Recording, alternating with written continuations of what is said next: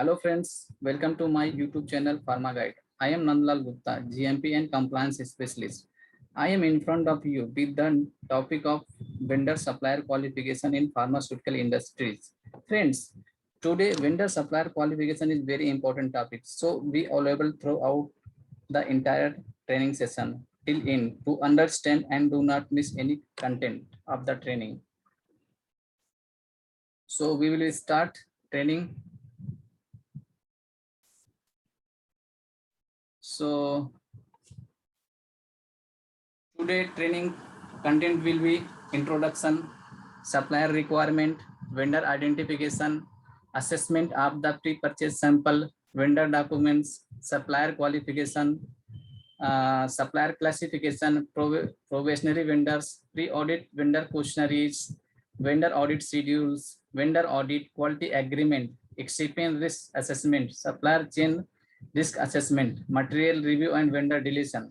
So we will start one by one vendors. So what is the vendor?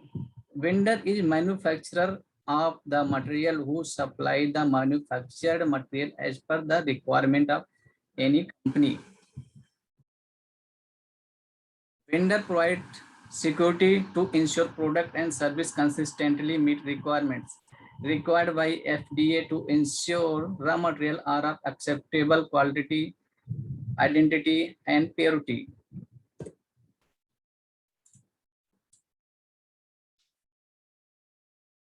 Regulatory requirements of vendor qualification as per below guidelines, UGMP Chapter 7, outsource activities. It should be of contract giver, contract acceptor.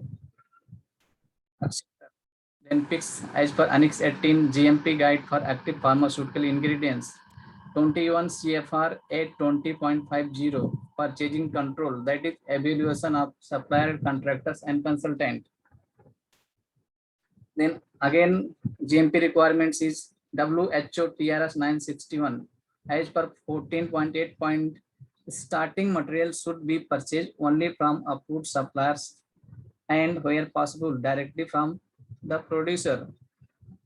As per ICHQ 7 guidelines, good manufacturing practice guide for active pharmaceutical ingredients, joint IPEC, that is International Pharmaceutical Excipient Council, and PQG, that is Pharmaceutical Quality Group, GMP Guide for Pharmaceutical Excipients, ISO Guideline for Pharmaceutical Packing Material, and other GMP, other regulatory requirement is ICHQ 10, Pharmaceuticals Quality System, that is PPS. Point 2.7, management of outsource activities and purchase material. So what are the vendor qualification option? First of all is vendor physical audit, paper based audit, that is qualification by checklist, qualification by past performance, retrospective qualification, then audit as a result of risk assessment of existing material, raw material and packing materials, as a result of performance evaluation of approved vendor, that is vendor category. Then vendor identification. In vendor identification, the vendor identification is first step of vendor qualification.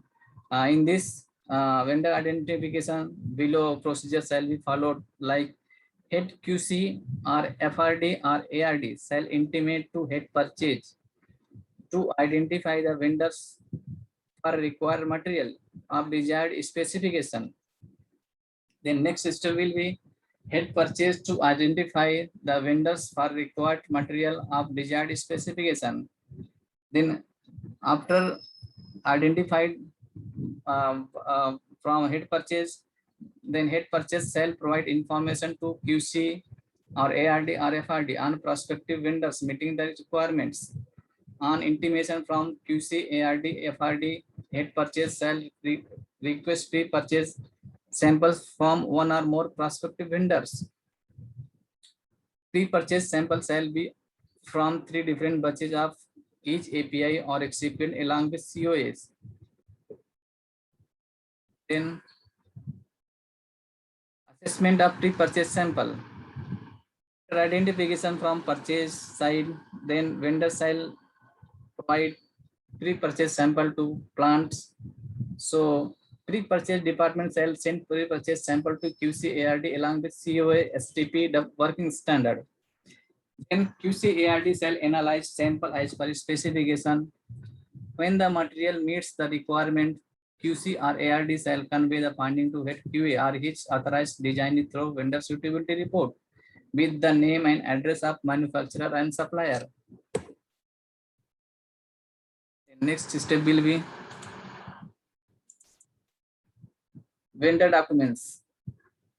The assessment of pre-purchase samples, purchase department or quality department shall arrange these vendor documents from supplier or vendors. These documents are general questionnaires, product questionnaires, vendor audit questionnaires, paper-based audit, that is then CGMP or QMS or ISO certificate, food grade certificate for primary packing materials. Then benzo-phenol-free declaration certificate from printed primary packing materials. Then TSC BSc certificate, then residual solvent certificate. Then vendor documents will be again GMO, that is genetically modified organism declaration. Then genotoxic declaration, elemental impurity certificate, MSDS, that is material safety data sheet, viral free declaration, catalyst declaration, then current stability data, then melamine declaration, and other documents on the basis of availability from purchase vendor side. So next step will be vendor classification on the basis of below parameter. So how we can classify the vendors? So these are the parameter. We can classify the vendor like quality parameter and systematic system parameters. And one is overall parameter, that is quality plus system. So we will discuss one by one, like quality parameters. In quality parameter, we will see market complaint due to vendor materials, analysis of vendor raw materials. Then in system parameters will be like reception, repetition of kappa, then vendor response. Then how we classify the vendors on the basis of percentage rating, like overall parameter on the basis of quality and system. In class A vendors, that is overall parameters should be 90 to 100%. In class B vendors, overall parameter will be 75 to 90%. Then class C vendors below 75%.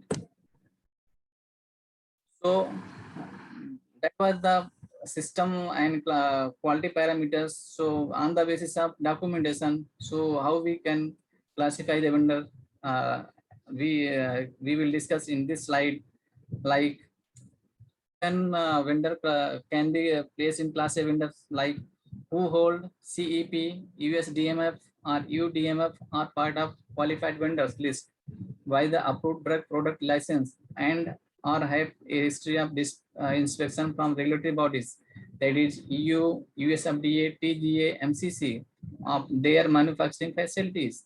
The vendor may be incorporated into qualified vendor list by QA on successful evaluation of questionnaires and vendor suitability report. In class B vendors, vendors not falling in category class A but have the satisfactory vendor questionnaires and our vendor suitability report. In class C vendors, vendor not falling in category class A and class B above and have no satisfactory VQA, that is vendor questionnaire assessment, and VCR, VSR, that is vendor suitability report. Vendor audit is must before taking a decision to include in vendor qualified vendor list. So you can say this is class C vendors. So in this case, class C vendor audit is compulsory. So then next step will be probationary vendors. Vendor as identified R&D based on new product manufacturing on development requirements but are not in existing qualified vendors shall be first included in probationary vendor list. In case of material received from provisionary vendors on site, the material shall be accepted. However, these materials shall be entered in GRO instead of GR in ERP. So pre-audit questionnaires, pre-audit vendor questionnaires, what will be in this pre-audit vendor questionnaires? Vendors shall be initially assessed with pre-audit vendor questionnaires. Vendors shall have question on all areas of GMP, GLP, GEP, GDP and other technical and commercial accept. Vendors shall be supported with at least TSC, that is transmissibly spongiform encephalopathy, and BSc, that is bovine spongiform encephalopathy statement, manufacturing license, GMP certificate, list of customer, organogram, etc. After that, vendor audit, QC or CQA in coordination with purchase department shall plan and carry out vendor audit to confirm the compliance level of GMP. So then what will be the audit flow?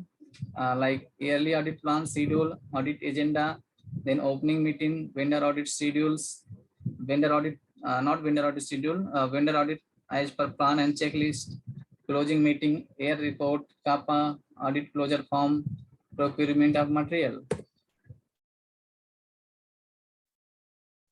Then quality agreement. So after completion of audit, if CQA or QA department or purchase department, they have performed any vendor audit, then after successful vendor audit, then there will be agreement, quality agreement between two parties like vendors uh, and manufacturer. That is, what is the quality agreement? Mutual quality bond agreement between contract giver and contract acceptor. Define the roles and responsibility of each party, and define scope of each party, define term of agreement of each party, define contract detail of responsible person of each party, define list of material to be supplied. So per UGMP requirement, excipient risk assessment. Risk assessment of excipient shall be done. So in risk assessment of excipient, what we will do, like excipient serve as a critical role in the production of final dosage form for drug product and biologics. They facilitate the manufacturing process, example anti-caking agents, and protect, support, and enhance stability. They may be also improve bioavailability. In addition, excipient help maintain the safety or function of the product during storage and use. So in excipient risk assessment, excipient are identified during handling of excipient on the basis of. So these are the parameters: quantity of excipient in dosage form, then storage condition of excipient, then OOS, OOT trend, organization chart, organizational change, then vendor documents, location of manufacturer, that is regulatory, semi-regulatory market, source of excipients, then a minor, major or moderate risk are identified on the basis of scope and appropriate action are taken. Then we will discuss supply chain risk assessment. Transporting pharmaceutical raw materials from vendors dispatch to reaching destination is recognized as an integral part of supply chain. Include the movement of material at all the various stages of product life cycle, acquisition of ingredients, storage and distribution of the product.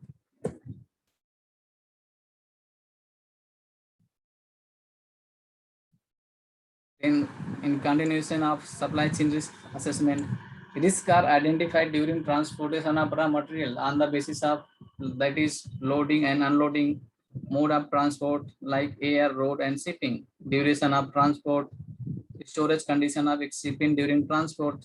A minor, major or moderate risks are identified on the basis of score and appropriate action are taken. So after transport violation, after transport violation or shipment risk assessment, vendor disqualification step will be followed. In what case we can disqualify the vendor? These are the mentioned here. Frequent rejection or quality problem or adverse product quality review findings self trigger the review of the qualified vendors, and the concerns shall be discussed with the vendors. When the vendor does not take acceptable corrective and preventive action, the vendor shall be detected from this from qualified vendor list. The vendor shall be deleted from qualified vendor list. List of deleted vendors from qualified vendor list shall be maintained for each category. Communication of same shall be made with purchase. So friends, this was the basic concept of vendor supplier qualification in pharmaceutical industries. I hope you understood all concept of today training session. Next time I will be available with new topic related to pharma industries and will discuss. If you understand my training session, do like, share, comments, and do not forget to subscribe. This is today training topics. Thank you.